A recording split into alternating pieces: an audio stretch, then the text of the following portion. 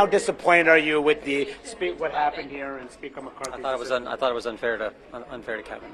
Kevin, I think, has done a fine job, and he and I came in together. He's a good man, and he didn't deserve this, in my judgment.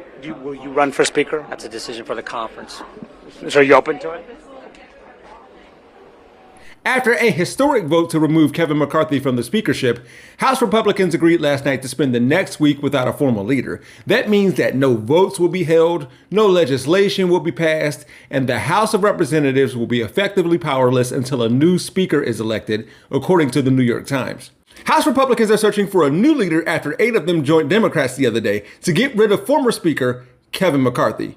Took the GOP around 9 months to expel him. Maybe they do want late term. Never mind. Earlier today, Ohio Congressman Jim Jordan announced his bid to become Speaker. Quote, "We are at a critical crossroads in our nation's history," Jordan wrote in a letter to House Republicans on Wednesday.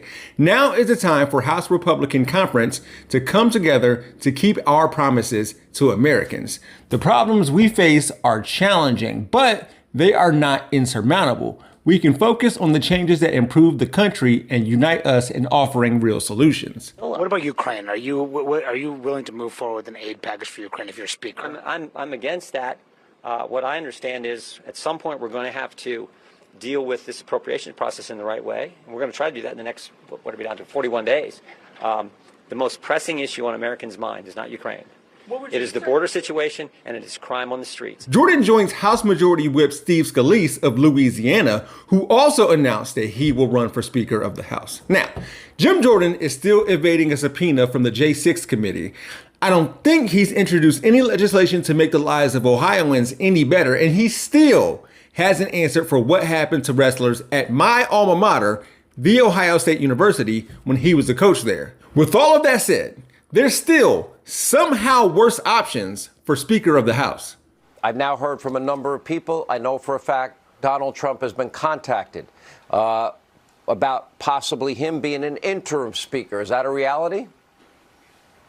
I don't know. He'd be great, but I want Donald Trump to be the next president of the United States. If he wants to be Speaker, well, great. He would still, but, well, I'll be clear. I want him to be president of the United States. President.